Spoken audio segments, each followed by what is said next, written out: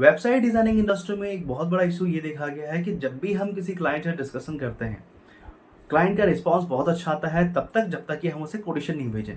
जैसे ही हम उन्हें कोटेशन भेजते ही क्लाइंट का रिस्पॉन्स बिल्कुल ज़ीरो हो जाता है। क्लाइंट हमारे फ़ोन नहीं उठाते, हमें रिप्लाई नहीं देते। इसके पीछे मेन बड़े 2 रीज़न हैं।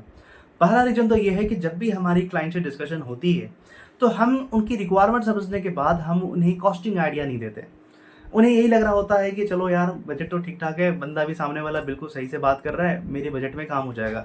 लेकिन जब भी आप उनको कोटेशन भेजते हो एक्स वाई जेड अमाउंट का, क्लाइंट का बजट से बाहर होता है या क्लाइंट सोचता है यार इतना पैसा तो नहीं है, वो आपको रिस्पॉन्स बिल्कुल ज़ीरो कर देगा। सेकंड चीज़ ये होता है कि क्लाइंट की रिक्वायरमेंट कुछ और है, आपने कुछ और भेज दिया। ये सेकंड वाला एक सेकंड पार्ट है, बट फर्स्ट वाला जो पार्ट है ना सबसे इंपॉर्टेंट चीज़ है। जब भी आप किसी क्लाइंट से डिस्कशन करो, बातों-बातों में ही आप उनको प्यार-प्यार से एक कोटेशन आइडिया मतलब एक कॉस्टिंग आइडिया भी दे दो कि सर ये जो आप प्लान कर रहे हो, जो ये सोच रहे हो जो आपकी माइंड में चल रहा है कि आपको ये चीज़ें करानी है, इसकी कॉस्टिंग ये होने वाली है। अगर आपको इससे ऐतराज़ है या फिर अगर आप इस पे एग्री करते हो तो फिर मैं आगे आपको कोटेशन भेजूँ। अगर आप एग्री नहीं करते हो तो आप मुझे बताओ कि आपका बजट क्या है? बिफोर सेंडिंग द कोटेशन देखो इससे ये होगा कि आपकी जो लीड आगे जो स्टॉप होने वाली है वो स्टॉप नहीं होगी। हो सकता है 20% चांसेस होगा कि आप उस लीड्स को डेड होने से बचा सकते हो। लाइक क्लाइंट चला गया उससे तो ज़्यादा बेटर है कि आप फर्स्ट या सेकंड या थर्ड कॉल में आप उनसे एटलीस्ट आइडिया ले लो, बजट आइडिया ले लो। क्या पता कि कुछ फंक्शनैलिटी कम करके देखो, क्लाइंट जो है वो लेमैन है, उसे बहुत कुछ नहीं पता, राइट?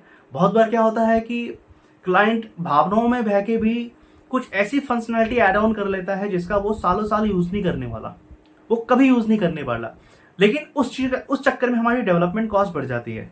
तो हमें ये चीज़ ना क्लाइंट से डिस्कस कर लेनी है कि हाँ भाई आपकी जो कॉस्टिंग होने वाली है वो ये होने वाली है, क्या आप इस पे एग्रीड करते हैं? अगर क्लाइंट को लगता है कि यस वो इस चीज़ों के ऊपर एग्रीड कर रहा है तो हम आगे उन्हें कोटेशन भेजेंगे। लेकिन अगर लगता है उनके हाव भाव से नहीं यार उनका इतना बजट नहीं है, तो आप बीडीएम हो, आप चीज़ों को समझ रहे हो, आप उनकी रिक्वायरमेंट कम कर सकते हो, कॉस्टिंग भी कम अपने आप हो जाएगा, राइट? एक बार उनका बिजनेस ग्रो हो गया वो धीरे धीरे अपनी वेबसाइट को अपने आप एनहांस करता चला जाएगा।